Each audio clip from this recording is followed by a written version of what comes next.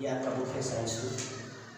इसको हमने शुरू किया था चैप्टर नंबर 7 से, चैप्टर 7 से इसको हमने शुरू किया था। ये है चैप्टर 7। इसका हेडिंग था वाटर एंड वाटर एवरीवेयर, ये इसका टाइटल है। आज हम जिस टॉपिक को पढ़ने जा रहे हैं वो एनिमल, प्लांट्स एंड वाटर है, और दूसरा क्रॉप्स एंड इरिगेशन है। तो दो टॉपिक आज हमने सेलेक्ट किए। उनमें पहला topic animal, plants and water, और दूसरा है क्रॉप्स एंड इरिगेशन। पहले इसको पढ़ लेंगे, इसके बाद उस टॉपिक की तरफ आएंगे। तो पहले टॉपिक में क्या है कि plants and animal and water. Animals का पानी के साथ क्या ताल्लुक है और प्लांट्स का पानी के साथ क्या ताल्लुक है। तो animal and plants need water to live. Plants और एनिमल दोनों को पानी ज़रूरी है उनके ज़िंदा रहने के। मतलब ये हुआ कि कोई भी ऑर्गेनिज्म पानी के बगैर जिंदा नहीं रह सकता। दूसरा है some simple plants and animal are 99% water. कुछ प्लांट्स और एनिमल, सिंपल प्लांट्स, उनका जिस्म 99% वाटर पर मुश्तमिल है। अगर आप सिंपल प्लांट्स और एनिमल में ले लें तो सिंपल एनिमल में अमेबा हमारे पास एक एनिमल है, उसका जिस्म 99% पानी से बना है, तो बहुत ज़्यादा मकदार पानी का उसमें मौजूद है। Importance है number 3, in just one day a large deciduous tree can take in 20,000 liters of water from the soil। एक दिन में लार्ज डिसिडुअस ट्री का मतलब है कि बहुत बड़े तनावर दरख्त होते हैं, उनके पत्ते होते हैं बड़े बड़े, इसी तरह ये इनके पत्ते हैं छोटे पत्तों वाले होते हैं, और वो ज़मीन से एक दिन में 20,000 लीटर तक पानी ले सकता है। चौथा है अ daily cow may drinks 135 liters of water a day। एक डेली काउ, ये भी ज़्यादा पानी पीता है, वो 135 लीटर तक पानी जो है ज़मीन से ले सकता है। वो daily cow may drink 135 liters of water a day, वो एक दिन में 135 लीटर पानी पी सकता है। एक डेली काउ की बात करता है, तो ये भी पानी का ज़्यादा मकदार है। और last one, water is also home to millions of plants and animal. Water घर है मिलियंस ऑफ एनिमल और प्लांट का। अगर आप समंदर को देखिए तो समंदर में काफ़ी सारे मखलूक है, काफ़ी सारे एनिमल्स और प्लांट्स हैं, उनकी रहने की जगह है, होम है। हाँ, समंदर में फिश वगैरह होते हैं, तो वो क्या है उनके रहने की के लिए जगह प्रोवाइड कर देते हैं। तो ये 5 यूजेस हैं। Need water to live, some simple plants 99% water होता है। A large deciduous tree can take 20,000 liters, 20,000 litre पानी ले सकता है जमीन से। डेली काउ में ड्रिंक्स 135 लीटर अ डे, एक दिन में डेली काउ 135 लीटर तक पानी पी सकता है। Water is also home, water घर है millions of plants and animal. इनमें फिश को आप देखिए कितने सारे मछलियाँ हैं वो रहते हैं पानी में, तो ये एनिमल्स है। दूसरा टॉपिक है crops and irrigation. Crops and irrigation, crops फसल है, इरिगेशन सैराब करने को कहते हैं। जिन इलाकों में बारिश कम हो, रेन के पानी कम मौजूद हो ना हो, तो किसान क्या करते हैं कि दूसरे इलाकों से अपने फसल को सैराब करने के लिए पानी लाते हैं। इस प्रोसेस को हम कहते हैं इरिगेशन। इस प्रोसेस का नाम है इरिगेशन।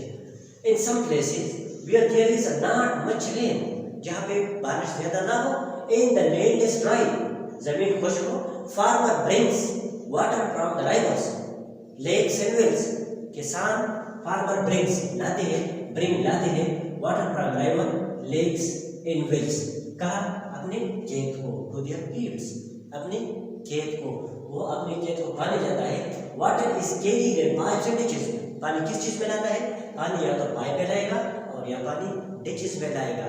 डिचेस के लिए आपके बुक में यहाँ पे एक पिक्चर दिया हुआ है, उसमें आपको नज़र आता है कि यहाँ पे अगर आप पेज निकालें, पेज नंबर 73, तो 73 पेज पे ये का पिक्चर दिया है। ये पानी के लिए अवे के लिए ये इस्तेमाल होता है। पानी को आप एक जगह से दूसरी जगह कैरी करते हैं, इसके लिए ये इस्तेमाल होता है। इसको डिच कहते हैं। ये किस लिए आता है?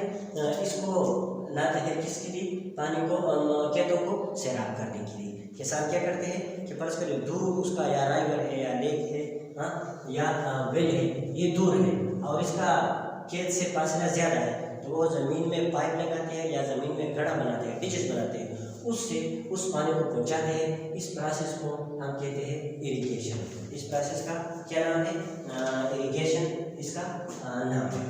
इरिगेशन वह प्रोसेस है जिसमें हम दूर से राइवर से, लेक से या वेल से पानी को डिच की मदद से या पाइप की मदद से लाते हैं। इस प्रोसेस को हम इरिगेशन कहते हैं। इन पाकिस्तान 90% ऑफ वाटर सप्लाई जो अवेलेबल पानी है पाकिस्तान में, उसका 90% वाटर इस्तेमाल होता है इरिगेशन में और दूसरे एग्रीकल्चर एक्टिविटीज़ में। और जो एग्रीकल्चर की एक्टिविटीज़ है उसमें भी हमारे पास पानी इस्तेमाल होता है, 90% तक पानी इस्तेमाल होता है। If the soil is flood, अगर सैलाब आ जाए, the water some of the water evaporates leaving the salts behind.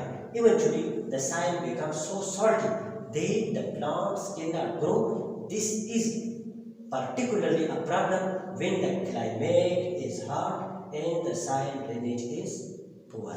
फर्ज करें ये खेत है, ये एक फील्ड है और इसके ऊपर सैलाब आया, सैलाब का पानी यहाँ पे आया, तो सैलाब के पानी में तो काफ़ी सारे मिनरल्स होते हैं, साल्ट्स होते हैं, वो पानी यहाँ पे रुक जाता है। तो जब वो पानी इधर रुकता है तो फिर वो सूरज के तपश की वजह से तब्दील हो जाता है वेपर्स में। पानी वेपर्स की शक्ल में ऊपर चला जाता है और साल्ट्स यहाँ पे रह जाते हैं। अब यहाँ पे ज़रूरत से ज़्यादा साल्ट आ जाते हैं इस पानी में, तो जब ये साल्ट ज़्यादा हो तो ज़मीन में फिर फसल की जो फर्टिलिटी है, जो ज़मीन की फर्टिलिटी है, वो सही तरीके से नहीं होती और वो फसल के लिए नुकसानदेह होता है। तो उस ज़मीन में जिसमें साल्ट ज़्यादा हो उसमें फसल सही तरीके से नहीं होता। तो ये एक प्रॉब्लम है उन इलाकों में होता है जहाँ पे क्लाइमेट गर्म हो और साइल का ड्रेनेज सिस्टम कमज़ोर हो। ड्रेनेज सिस्टम जो ज़मीन का हो वो कमज़ोर, सही तरीके से उससे पानी नहीं निकलता हो, तो ये हमारे पास उन इलाकों में ये प्रॉब्लम होता है। तो crops and irrigation, some places में जहाँ पे बारिश कम हो तो किसान क्या करते हैं, दूर से किसी दरिया से पाइप वगैरह की मदद से पानी लाते हैं फसल को देने के लिए। इस प्रोसेस को this special kind of watering is called irrigation. इस प्रोसेस को हम इरिगेशन कहते हैं। पाकिस्तान में जो 90% वाटर सप्लाई जो अवेलेबल वाटर है उसका 90% इस्तेमाल होता है इरिगेशन में। If the soil is flooded with water, अगर सैलाब आ जाए, some of the water evaporates, कुछ पानी बुखारात की शक्ल इख्तियार कर लेता है और यहाँ से नमकियात रह जाते हैं। ये साल्ट्स जो है टॉक्सिक होते हैं पौधे के लिए और इसमें पौधे का ग्रोथ जो है वो मुमकिन नहीं होता। तो ये प्रॉब्लम उन इलाकों में होता है जहाँ पे क्लाइमेट हॉट हो and the soil drainage system poor हो। ज़मीन जो बारिश का पानी है उसके निकलने के लिए कोई ख़ास इंतज़ाम मौजूद ना हो, तो ये प्रॉब्लम उन इलाकों में मौजूद होता है। यहाँ पे अब आपको मैंने देना है इस टॉपिक के हवाले से होमवर्क देना है। तो होमवर्क में आपने लिखना है होमवर्क, इधर लिखिए